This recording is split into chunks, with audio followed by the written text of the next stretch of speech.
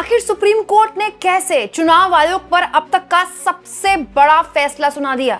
आखिर सीजेआई की बेंच से वो कौन सा फैसला निकल कर आया है जिसको सुनकर बीजेपी के बाँछें खिल गई हैं। आखिर जानकार ये सवाल क्यों उठा रहे हैं कि अब देश में चुनाव मात्र एक मजाक बनकर रह जाएगा, एक दिखावा बनकर रह जाएगा। दोस्तों, जिस फैसले का इंतजार पिछले लंबे वक्त से था, कई दिन से था, आखिरकार वो फैसला आया। और जैसे ये फैसला आया तब से बड़े लेवल पर सोशल मीडिया में कहा जाने लगा है, लिखा जाने लगा है कि अब देश के चुनाव में वही होगा जो बीजेपी चाहेगी। और इस प्रक्रिया को भले ही हम चुनाव कहें, लेकिन इसमें चुनाव जैसा कुछ भी नहीं रहेगा। दोस्तों, आखिर योगेंद्र यादव ने सुप्रीम कोर्ट के इस फैसले पर क्या कहा है ये मैं आगे आपको बताऊंगी, लेकिन पहले पूरा फैसला आपके सामने रख देती हूं। इस वक्त की बहुत ही बड़ी खबर है दोस्तों, एसआईआर जिसको लेकर लगातार सुप्रीम कोर्ट में सुनवाइयां चल रही थी। एसआईआर जिसको विपक्ष की पार्टियों ने असंवैधानिक कहा था और कहा था कि ये एक प्रक्रिया है जिसके जरिए चुनाव आयोग चुन चुन कर विपक्ष के वोटों को काट रही है और बीजेपी की मदद कर रही है। मतलब पूरे के पूरे चुनाव में एसआईआर होने से पहले वो चुनाव ही पलट जाता है। इस पूरे मुद्दे पर सुप्रीम कोर्ट ने आखिरकार अपना फैसला सुना दिया है। दरअसल दोस्तों, इस पूरे मामले में सुनवाई पिछले लंबे वक्त से चल रही थी।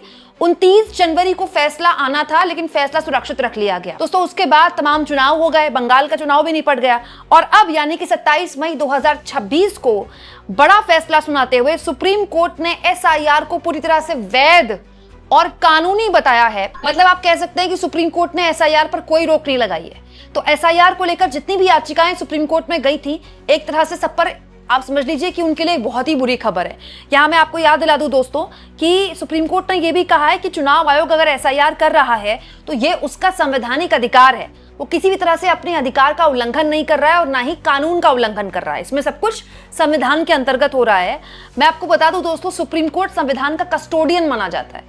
ये माना जाता है कि सुप्रीम कोर्ट का एक कर्तव्य और जिम्मेदारी है कि वो न्यायपालिका और कार्यपालिका को वक्त वक्त में याद दिलाए कि संविधान के हिसाब से ही सब कुछ चलेगा। एक्चुअली में जो भी फैसले आते हैं सुप्रीम कोर्ट के, उसके लिए माना जाता है कि वो संविधान की कसौटी पे ही परखे जाते हैं कि क्या इसमें संविधान का किसी तरह से उल्लंघन हुआ है कि नहीं हुआ है। दोस्तों, इस पूरे मामले में बड़ी बात यह है कि एसआईआर की प्रक्रिया में सुप्रीम कोर्ट ने यह भी कह दिया कि चुनाव आयोग के पास पूरा अधिकार है, वो तय करे कि कौन कौन से दस्तावेज एसआईआर में चाहिए।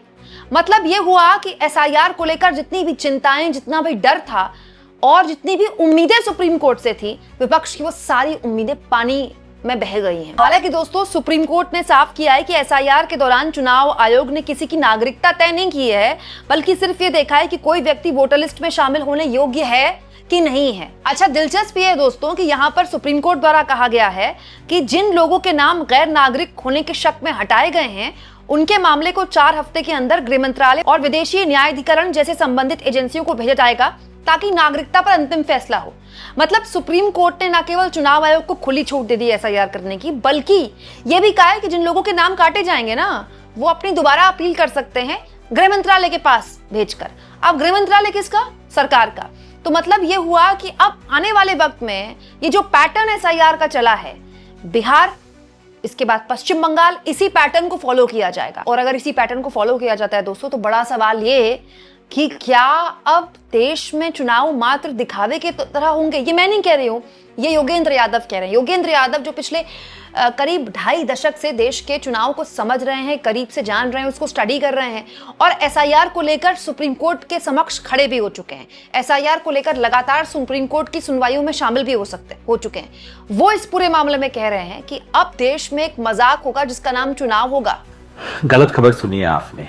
खबर ये नहीं है कि सुप्रीम कोर्ट ने आज इलेक्शन कमीशन के एसआईआर को वैलिड और कॉन्स्टिट्यूशनल बता दिया है। असली खबर ये है कि अब इस देश में वोटर सरकार को नहीं चुनेंगे, सरकार वोटर को चुना करेगी। बाकी ये 124 पेज का जजमेंट है, बहुत अंग्रेजी है, आप पढ़ लेना। मगर असली खबर ये है कि अब बीजेपी इस देश में तय करेगी कि कौन वोट कर सकता है, कौन वोट नहीं कर सकता है। खबर यह है कि इस चुटकुले को लोकतांत्रिक चुनाव बताया जाएगा। खबर यह है कि आज एडीआर वाले केस में सुप्रीम कोर्ट ने ठीक वही किया है जो आज से 50 साल पहले इमरजेंसी में एडीएम जबलपुर वाले केस में कहा था, जब सुप्रीम कोर्ट ने कह दिया था कि सरकार जो मर्जी चाहे कर ले, जान ले ले, सवाल नहीं पूछा जा सकता। वोटर लिस्ट के बारे में आज सुप्रीम कोर्ट ने कुछ वैसा ही फैसला दिया है। खबर यह है कि इस देश के संविधान को बचाने का जो शायद अंतिम स्तंभ है, उसकी कुछ हिस्से टूट के गिर गए।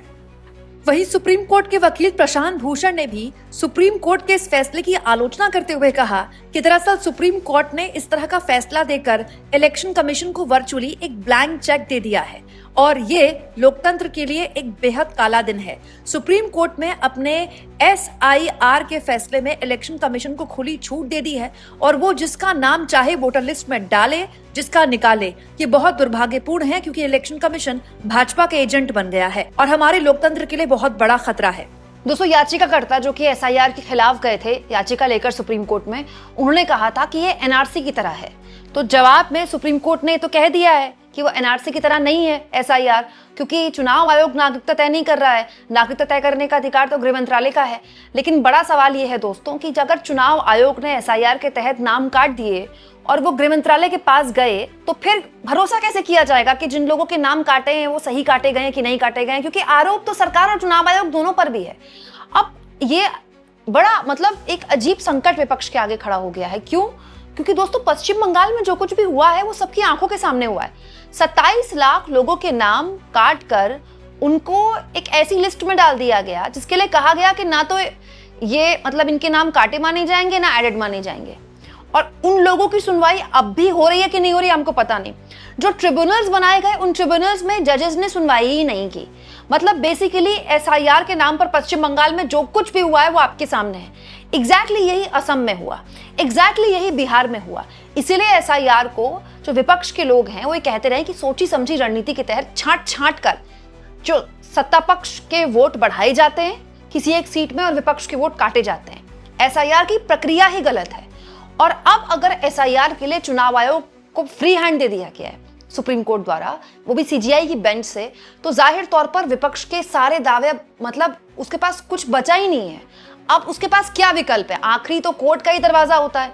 मैं आपको याद दिला दूं दोस्तों, ये SIR ही है जिसके लिए पश्चिम बंगाल की पूर्व मुख्यमंत्री ममता बनर्जी सुप्रीम कोर्ट में खड़ी हो गई थी जब वो खुद एक मुख्यमंत्री थी, मुख्यमंत्री के नाते। अब अगर कोई मुख्यमंत्री दोबारा भी सुप्रीम कोर्ट में खड़ा हो जाता है तो सुप्रीम कोर्ट के खुद के पुराने फैसले का ही हवाला दिया जाएगा सुप्रीम कोर्ट द्वारा। और अब एक और दिलचस्प बात, जिन राज्यों में SIR नहीं हुआ है उसके भी आदेश चुनाव आयोग ने दे दिए हैं। तो फिर जिस NRC की बात हो रही थी, जिस NRC को लेकर विपक्ष चिंता जाहिर करता है कि भाई NRC हम नहीं होने देंगे, तो उसके जो आरोप हैं अगर उसी को देखा जाए तो फिर ये तो मतलब चुनाव आयोग को फ्री हैंड मिल गया कि वो जिसके चाहे नाम काट सकता है। और अगर उसको अपील करनी है तो अपील करने के लिए उसके पास क्या होगा? गृह मंत्रालय होगा। और अगर वो सुप्रीम कोर्ट के पास जाता है तो सुप्रीम कोर्ट कहेगा कि भाई चुनाव आयोग का अधिकार है, वो चुनाव आयोग है, वो कर सकता है। मतलब योगेंद्र यादव जैसे लोग कह रहे हैं कि अब एक चक्र बन गया है जिसमें विपक्ष की कोई स्पेस नहीं है, कहीं कोई जगह नहीं है विपक्ष की। अब विपक्ष को एक ऐसे चुनाव का हिस्सा बनना पड़ेगा जिसमें चुनाव आयोग और बीजेपी तय करेगा कि कौन जीतेगा और कौन हारेगा। दोस्तों, योगेंद्र यादव के इस बयान को आप किस तरह से लेते हैं? कमेंट बॉक्स में जरूर लिखें।